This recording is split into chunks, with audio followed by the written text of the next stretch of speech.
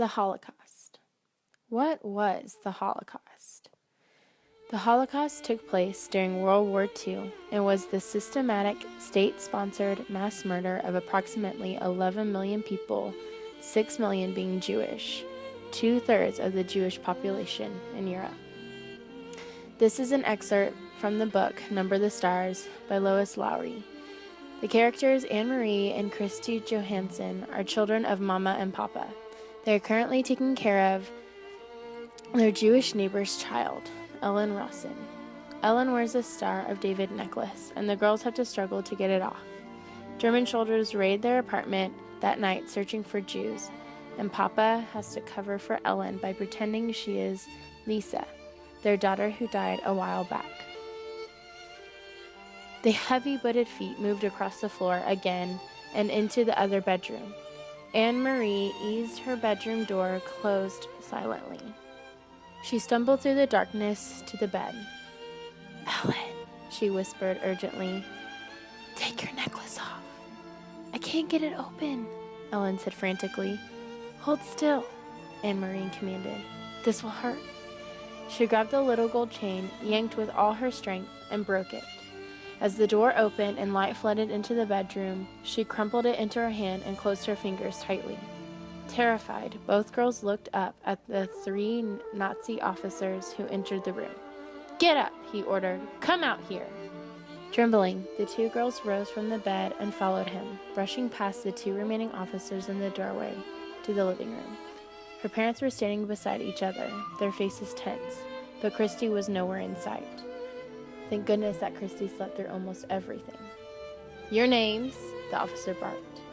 "Anne-Marie Johansson, and this is my sister." "Quiet! Let her speak for herself. Your name." He was glaring at Ellen. "Lisa," she said, and cleared her throat. "Lisa Johansson." The officer stared at them grimly. Suddenly, he grabbed a handful of Ellen's hair. Ellen winced.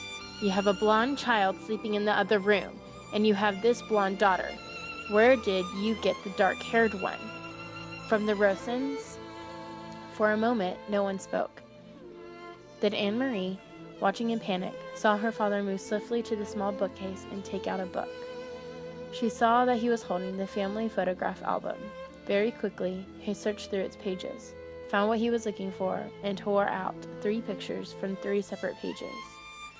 "You will see each of my daughters, each with her name written on the photograph," Papa said. "Lisa Marguerite," he said finally, and stared at Ellen for a long, unwavering moment. In her mind, Anne-Marie pictured the photograph that he held.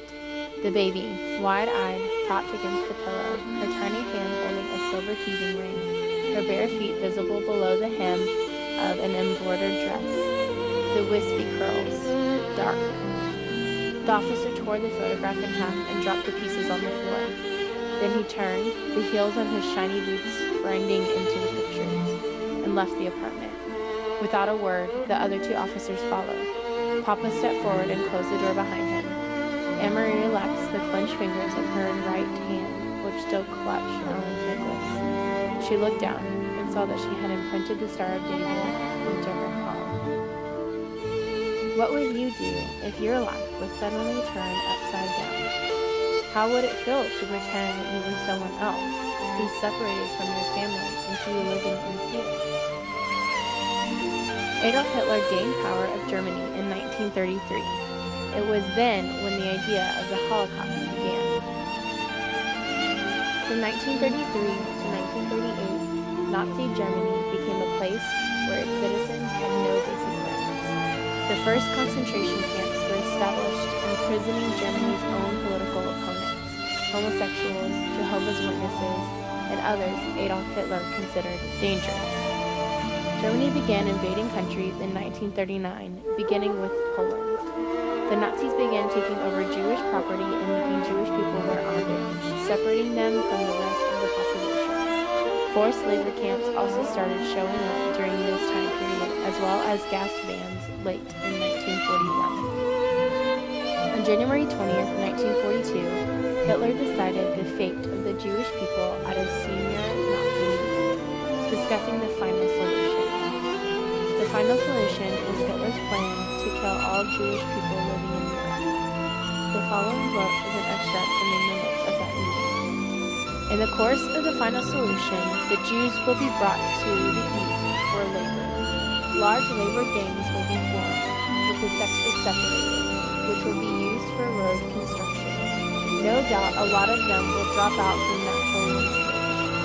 The remainder who survive will have to be dealt with accordingly.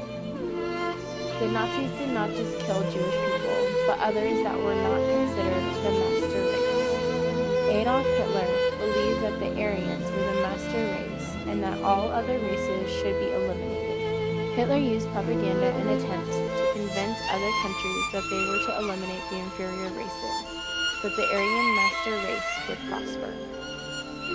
Non-Jews that were targeted in Hitler's attempt of the master race were Jehovah's Witnesses, Roma Gypsies, the disabled, homosexuals, African Germans, some Slavic people, along with many others that were not considered Hitler's idea race. The Nazis went from country to country and town to town, taking all Jewish people hostage and taking them to different types of camps. These camps were set up to concentrate and monitor the Jewish people. The names of some of the camps were ghettos, transit camps, and forced labor camps. Jewish people would begin in these types of camps and then would be transported to extermination camps. Extermination camps served the purpose of killing a large amount of Jewish people in an organized fashion. Some people never made it to extermination camps because they would not survive the harsh conditions of the ghettos and other camps. The extermination of Jews was usually done massively by poisonous gas tanks. To stop the violence that Adolf Hitler created, Allied troops marched across Europe, liberating the people still suffering in concentration camps and freeing any prisoners they came across.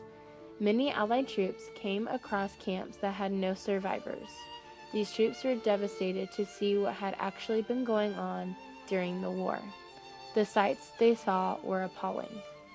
On May 7, 1945, German forces surrendered to the Allied powers unconditionally. Even though the war had ended, there was still a lot of recovering to do. Many Jewish people immigrated to Israel and the United States. The Allied troops set up displaced persons camps as a place survivors could go.